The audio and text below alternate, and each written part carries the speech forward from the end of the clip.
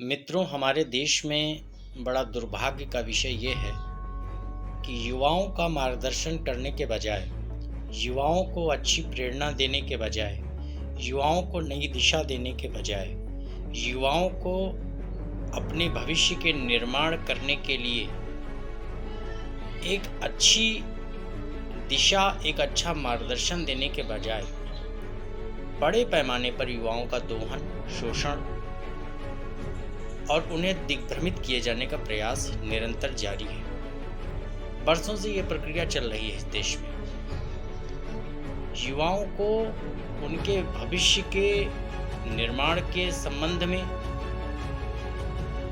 एक अच्छी दिशा देना, एक अच्छा मार्गदर्शन देना, उनकी अच्छी काउंसलिंग करके उन्हें एक सुव्यवस्थित देश का नागरिक बना देने की जो शैली है, वो मुझे इस देश में बहुत कम देखने को मिल रही है। हाँ, युवाओं को अपने उद्देश्यों की पूर्ति के लिए, चाहे वो सामाजिक संगठन हो, जातीय संगठन हो या देश की पार्टियां हों, उनका दोहन, शोषण और उन्हें दिग्भ्रमित कर अपने उद्देश्यों की पूर्ति के लिए निरंतर प्रयास करती रहती है। राजनीतिक पार्टियों से जुड़े हुए बड़े राजनीतिक नेता जब कभी कोई चुनाव जीतने की बात आती है या अपने पार्टी के घोषणा पत्र में दिए गए बिंदुओं को सफल कर पार्टी की सरकार बनाने की बात आती है, चाहे वो राष्ट्रीय स्तर पे हो या राज्य स्तर पे, तो बड़े पैमाने पर युवाओं को मोटिवेट करने का प्रयास किया जा रहा है। अब तो आईटी सेल है, सारा युवा वर्ग सोशल मीडिया से जुड़ा हुआ है, विभिन्न सोशल मीडिया के माध्यमों से जुड़ा हुआ है। तो आईटी सेल का जो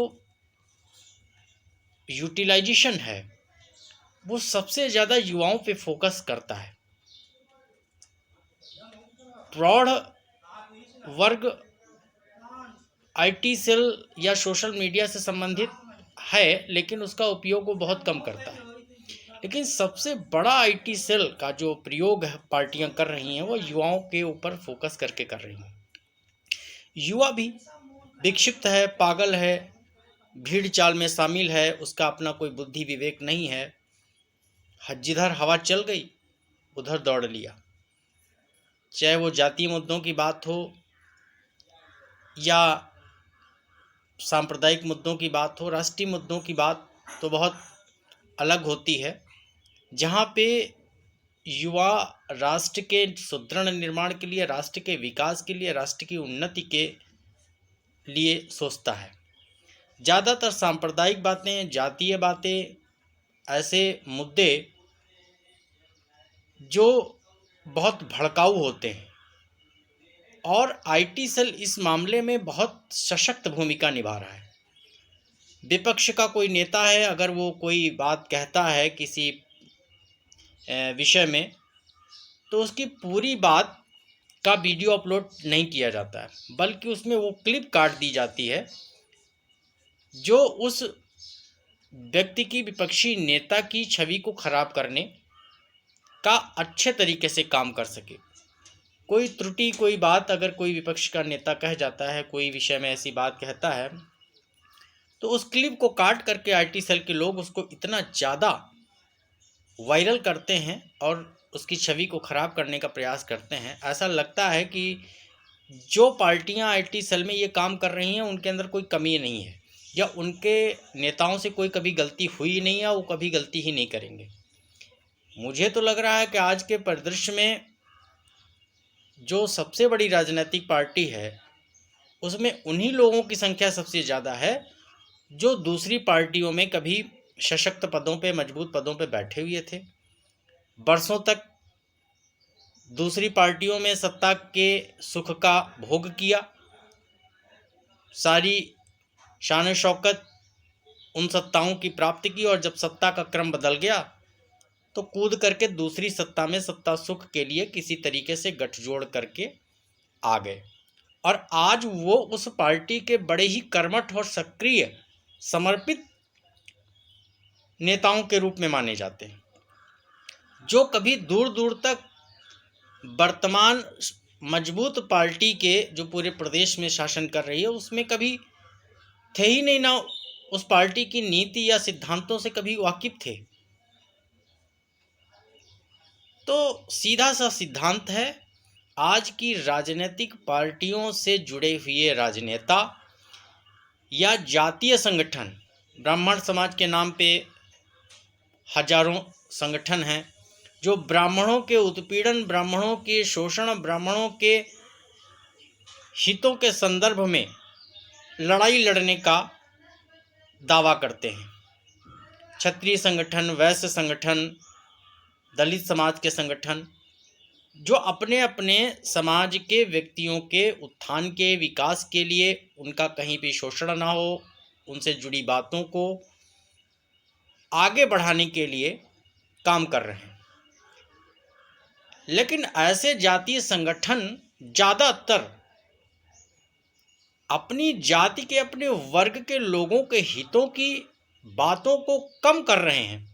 हाँ, उनसे बड़े जो नेता हैं वो सत्ताधारी पार्टियों से जुड़ करके राजनीतिक सुखों को लेते हैं और अपने वर्ग के मूल उद्देश्यों को भुला करके, वो तो कैश एंड डिलीवरी पार्टी है, संगठन बना लिया जातीय या किसी वर्ग के नाम पे, उसके मुखिया हो गए और उसका झंडा लेकर के सम्मेलनों को करने लगे।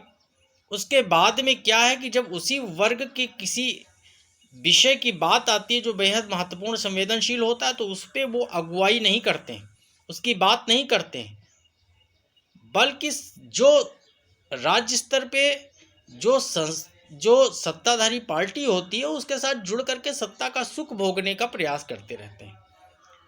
बैनर ब्राह्मण समाज का है, बैनर क्षत्रिय समाज का है, वैश्य समाज का है, लेकिन जिस समाज के बैनर में वो नेतृत्व कर रहे हैं, राष्ट्रीय अध्यक्ष हों या प्रदेश अध्यक्ष हों या कोई भी बड़े पद पे आसीन व्यक्ति हों,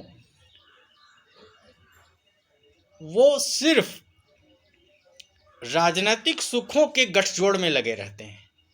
संगठन को एकत्र करना, संगठन की सदस्यता को बढ़ाना, अपने संगठन की आर्थिक स्थिति को मजबूत करने के लिए, साथ में खुद की आर्थिक स्थिति को मजबूत करने का काम करते रहते हैं। मैंने तो अपने अभी तक के जीवन में ऐसा नहीं देखा, ना ऐसा मुझे देखने को मिला कि कोई जातीय संगठन ऐसा हो जो अपने वर्ग की बहुत बड़ी, जिसने लड़ाई लड़ी हो, बड़ी कुर्बानी दी हो और ये सिद्ध किया हो कि जिस जाति के नाम पे उन्होंने अपना संगठन बनाया, उस जाति के से संबंधित मुद्दे, चाहे वो अन्याय के हों, शोषण के हों, उत्पीड़न के हों, अत्याचार के हों, भ्रष्टाचार के हों, उनकी लड़ाई लड़ी हो। हाँ, संगठन तो राष्ट्रीय स्तर का है, लेकिन काम वो क्षेत्रीय स्तर पे भी नहीं कर रहा है। बस सदस्यों की संख्या बढ़ाइए, रसीद कटवाइए, पार्टी के कार्यालय बनवाइए, और कोई बड़ा संगठन हो तो किसी वीआईपी को बुला करके उसका संचालन करवा दीजिए। लेकिन उससे जुड़े जो सदस्य हैं, कार्यकर्ता हैं, जो जमीनी स्तर पे संगठन को मजबूती देते हैं, उनके लिए आप क्या कर रहे हैं? और ऐसे संगठनों में, चाहे वो जातीय संगठन हो या सामाजिक संगठन हो, सामाजिक मुद्दों की बात करने वाले संगठन हो, सबसे ज़्यादा अगर हैरेसमेंट हो रहा है तो वो युवाओं का हो रहा है। चाहे वो फीमेल यूथ हो, चाहे वो मेल यूथ हो, उनको इस तरीके से मोटिवेट किया जाता है, माइंड वॉश किया जाता है। ऐसा लगता है कि बस अगर वो युवा उस संगठन से, उस पार्टी से, उस सामाजिक संगठन से जुड़ जाएगा तो उसका भविष्य सुरक्षित हो जाएगा। लेकिन होता क्या है, अभी वो यूथ है, उसकी शादी नहीं हुई है, उसकी गृहस्थी नहीं बसी है, वो युवा है और जोश है, तो उस जोश को उसके कैरियर ओरिएंटेशन में, उस युवा के भविष्य निर्माण में, कि जैसे वो एक मजबूत आर्थिक रूप से संपन्न, सामाजिक रूप से संपन्न नागरिक हो सके और वो कुछ अपने परिवार का, समाज का और अपने राष्ट्र से संबंधित नीतियों में सशक्त रूप से भूमिका निभा सके। लेकिन उसके लिए ये प्रयास नहीं किया जाता है। सीधा सीधा सा उद्देश्य है राजनेताओं का कि युवाओं को इस तरीके से मोटिवेट करिए कि वो खाली एक जोश में, एक जुनून में, एक नशे में उनका झंडा लेकर के पीछे पीछे दौड़े, और वो तो चुनाव जीत जाएं, वो राजनीतिक पार्टियों में सत्ता के शीर्ष पे बैठ जाएं, मलाई काटें, सत्ता का सुख भोगें, बड़ी बड़ी गाड़ियों में चले और जो निधियां मिलती हैं उनका उपभोग करें। लेकिन वही युवा जब ऐसे अपने माननीयों के पास में जाता है और बताता है कि भाई हमने आपके इलेक्शन में इतना सहयोग किया, ज़मीनी स्तर पे, धरातल स्तर पे हमने बड़ा खून पसीना बहाया और हमें आपसे अपेक्षा है, तो उन्हें ऐसे ऐसे कानून, ऐसे ऐसे नियम, ऐसी सी मीठी गोली दे करके वापस कर दिया जाता है कि जैसा लगता है कि उन युवाओं की उन माननीय लोगों के शीर्ष तक पहुंचाने की कहानी में कोई हिस्सा ही ना रहा हो। यही सामाजिक संगठनों का रोल है, यही जातीय संगठनों का रोल है। सब युवाओं को पूरी तरीके से बर्बाद करने में जुटे हुए हैं।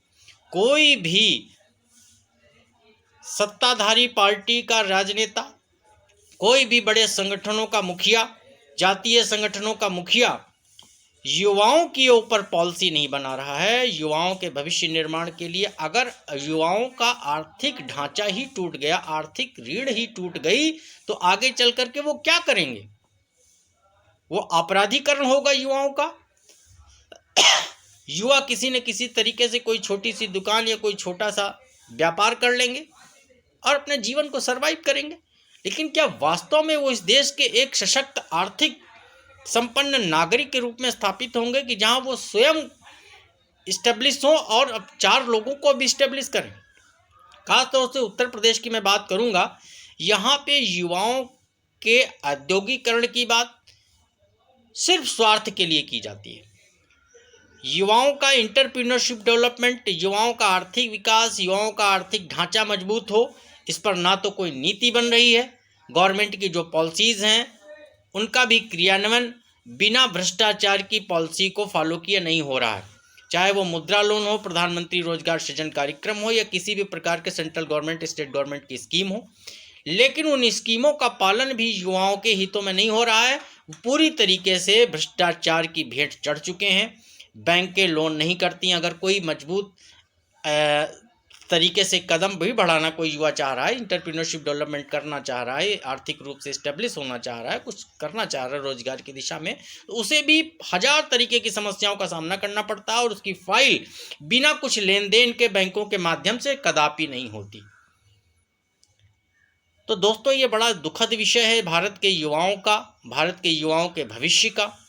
जहां भारत के युवाओं के विकास की बात तो हर कोई करता है, लेकिन उनका क्रियान्वयन मजबूत तरीके से हो, इस पर कहीं भी ध्यान नहीं दिया जा रहा है।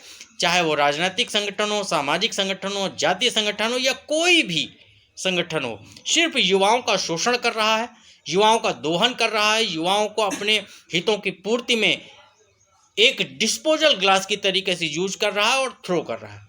और हमारे देश का युवा भी पता नहीं कैसा उसके अंदर नशा है, पता नहीं कैसा जुनून है, जो खुद के निर्माण की दिशा में कभी सोच ही नहीं पाता है। सोशल मीडिया पे भी है तो फेसबुक पे वो राजनेताओं के जन्मदिन, जन्मतिथियाँ, पुण्यतिथियाँ, अरे भाई खुद भी तो उस लेवल में जाने की कोशिश करिए कि जहां आपकी भी पुण्यतिथि और जन्मतिथि को सेलिब्रेट किया जाए, कि आप हमेशा दूसरों की पुण्यतिथि, जन्मतिथि को सेलिब्रेट करते रहेंगे। आज उनकी जन्मतिथि की शुभकामनाएं, किसी नेता के साथ में फोटो लगा दिया, गर्व की अनुभूति हो गई। अरे भाई, जिसके साथ आपने फोटो लगाया उसी के पास में आप 2 काम लेकर के चले जाइए। वही नेता जिसके साथ में आपने फोटो लगाया वो आपके काम को नहीं करेगा। इतनी मक्कारी, इतना गलत तरीके से युवाओं के साथ में सिर्फ एक यूज एंड थ्रो की पॉलिसी के तहत काम किया जा रहा है। युवाओं के एस्टेब्लिशमेंट के लिए, युवाओं के एंटरप्रेन्योरशिप डेवलपमेंट के लिए कहीं कोई बात नहीं होती है। हम चुनाव लड़ रहे हैं, हमारे साथ में 50,000 युवाओं की एक टोली झंडा लेकर के जय हिंद, जय भारत, जिंदाबाद, मुर्दाबाद कहकर निकले। यही युवा कर रहा है। खासतौर से उत्तर प्रदेश का युवा इतना दिग्भ्रमित है और उसका माइंड वॉश भी इतनी आसानी तरीके से किया जा सकता है कि जिसका कोई जवाब ही नहीं। तो इस वीडियो के माध्यम से मेरा सिर्फ ये संदेश है, ये कहना चाहते हैं कि जागिए, पीछे मत भागिए, किसी की फॉलोइंग लिस्ट को मत बढ़ाइए, कुछ ऐसा करिए कि आपकी फॉलोइंग लिस्ट बढ़े, आपके फॉलोअर बढ़ें। क्या ज़िंदगी भर दूसरों को ही हम फॉलो करते रहेंगे? क्या अपने अंदर कोई स्टेमिना, कोई ऐसा निर्माण, कोई ऐसा विकास स्वयं का ऐसा नहीं करेंगे कि हमारी भी फॉलोइंग हो, हमारे फॉलोवर बढ़े, हमें भी फॉलो कोई करे? क्या ज़िंदगी भर हम लोगों को फॉलो ही करते रहेंगे और इसमें हम खुश होते रहते हैं कि मेरे फेसबुक पे इतने फॉलोवर हैं? आपने 5,000 लोगों को फॉलो कर रखा है तो भाई आपको भी 2,000 लोगों ने फॉलो कर रखा है। इंस्टाग्राम पे आपने 3,000 लोगों को फॉलो कर रहा है, आपको भी 1,500 लोगों ने फॉलो कर रखा है। ये कौन सी बड़ी बात है? अरे भाई, जो आपको फॉलो कर रहे हैं या आप जिनको फॉलो कर रहे हैं उनसे कोई काम लेकर के देखिए। आप आपके बुरे समय में वो जो आपको फॉलो कर रहे हैं, जिनको आप फॉलो कर रहे हैं, वो आपकी मुसीबत में काम आ जाए तो मैं जानूं कि भाई सोशल मीडिया पे आप बहुत एक्टिव हैं, आपके बहुत फॉलोवर्स हैं, तो आप ज़मीनी स्तर पे भी मजबूत है। नहीं, ये सिर्फ दिखावा है, सिर्फ ढकोसला है। तो आईटी सेल के मुद्दों पर ध्यान मत दीजिए। सोशल मीडिया पे यदि आप हैं तो सोशल मीडिया का इतना अच्छा उपयोग करिए कि वही सोशल मीडिया आपका इकोनॉमिकल स्ट्रक्चर मजबूत करे। भाई फेसबुक भी आपको पैसा देता है मोनेटाइजेशन होने के बाद, यूट्यूब भी मोनेटाइजेशन होने के बाद में आपको पैसा देता है, इंस्टाग्राम भी देता है। तो कुछ ऐसा कॉन्क्रीट काम करिए कि जो सोशल मीडिया के जो प्लेटफॉर्म है, ये आपके इकोनॉमिकल स्ट्रक्चर को इस्टेब्लिश करने में, आपके आर्थिक ढांचे को मजबूत करने में एक अच्छी भूमिका निभा सके। इसलिए दोस्तों, किसी के फॉलोवर मत बनिए, कुछ ऐसा करिए कि आपके फॉलोवर बने, आपको भी लोग अपना आइडल माने, आप भी एक आदर्श हों और देश की जो पहली इकाई है, जिसे हम सोसाइटी कहते हैं, फैमिली कहते हैं, समाज कहते हैं, उसके आप एक मजबूत आधार बन सके। आपका परिवार तो इस्टेब्लिश नहीं है, आप देश के मुद्दों की बात करते हैं, आप विश्व के पटल की बात करते हैं। अरे भाई, अपनी फैमिली को मजबूत बना लीजिए, फिर विश्व और राष्ट्रीय स्तर की बात करिए, तब तो अच्छा भी लगेगा।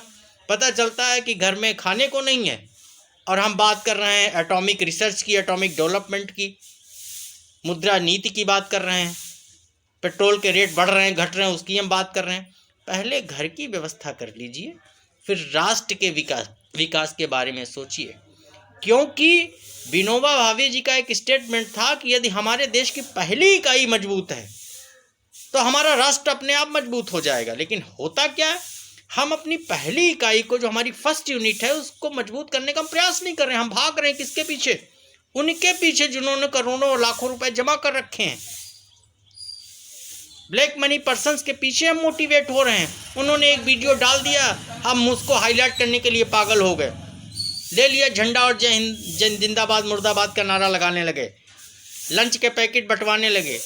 कितने दिन लंच के पैकेट वो चुनावी आप खाएंगे? कितने दिन चुनाव में जो आपको पारितोषिक मिल जाता है उसका आप उपभोग करेंगे? स्थायित्व तो लाइए अपने जीवन में और कुछ ऐसा करिए कि आपके इस्टेब्लिशमेंट के साथ साथ आपके साथ जुड़े हुए बहुत से लोगों का इस्टेब्लिशमेंट हो जाए। मैं तो टाटा, बिरला ऐसे लोगों को आदर्श मानता हूं कि जिन्होंने इंडस्ट्रियलाइजेशन किया और लाखों लोगों के परिवारों को रोजी रोटी दे रहे हैं, रोजगार दे रहे हैं। हम क्या कर रहे हैं? हम नेता बना रहे हैं, हम अभिनेता बना रहे हैं, हम ब्राह्मण समाज, क्षत्रिय समाज, वैश्य समाज या अन्य समाजों के मुखियाओं के नेतृत्व में काम कर रहे हैं। अरे जाति की बात करिए, बाद में करिए, पहले अपनी बात कर लीजिए। आपके बदन पे अगर कपड़ा नहीं होगा तो कोई देने नहीं आएगा। इसलिए मित्रों, जागिए, जागरूक बनिए, इकोनॉमिकल डेवलपमेंट और एंटरप्रेन्योरशिप डेवलपमेंट की स्किल पैदा करिए। आईटी सेल की उन भ्रामक क्लिपों के पीछे भागिए मत। सोशल मीडिया पे हैं तो सोशल मीडिया का अच्छे तरीके से उपयोग करिए, क्योंकि सब कुछ व्यवसायीकरण हो चुका है। चाहे वो राजनीति हो, चाहे वो सामाजिक संगठन हो, चाहे वो धार्मिक संगठन हो, सब व्यवसायीकरण के दौर में आ चुके हैं। इसलिए यदि आप व्यावसायिक रूप से अपने जीवन को मजबूत नहीं करते हैं तो जीवन में बर्बादी के सिवा कुछ नहीं होगा। और एक दौर ऐसा आएगा कि जिनके पीछे आप भागते रहे वही आपको जाहिल और मूर्ख कहेंगे, वही आपकी बुराई करेंगे। इसलिए अभी भी वक्त है, सोशल मीडिया का, आईटी सेल का सही सदुपयोग करिए। अगर आप फेसबुक चलाते हैं तो फेसबुक पे ऐसा काम करिए कि उसका मोनेटाइजेशन हो। अगर इंस्टाग्राम पे हैं तो इंस्टाग्राम पे ऐसा काम करिए उसका मोनेटाइजेशन हो। यूट्यूब पे हैं तो यूट्यूब पे ऐसे वीडियो डालिए, ऐसा काम करिए। सोशल मीडिया का उपयोग करिए, दुरुपयोग नहीं। और किसी के पीछे भागिए मत। स्वयं का निर्माण करिए, स्वयं की स्किल को डेवलप करिए और अपने जीवन को किसी के हाथ की कठपुतली मत बनने दीजिए। आजकल कठपुतली समझ रखा है लोगों ने हमारे देश के युवाओं को, जैसा चाहा उधर डोर खींच दी और हम नाचने लगे। कभी राजा बन गए तो कभी रानी बन गए, तो कभी डाकू बन गए, कभी हम नेता बन गए। इसलिए अपने जीवन की डोर को किसी के हाथों में मत सौंपिए, अपने जीवन का स्वयं निर्माण करिए, अपने भविष्य के निर्माता स्वयं बनिए और अपने माइंड को स्वयं वास करिए। कभी किसी को अपने माइंड का वास मत करने दीजिए। इसी के साथ जागिए, सोचिए, उठिए और कॉन्क्रीट काम करिए। जय हिंद, जय भारत।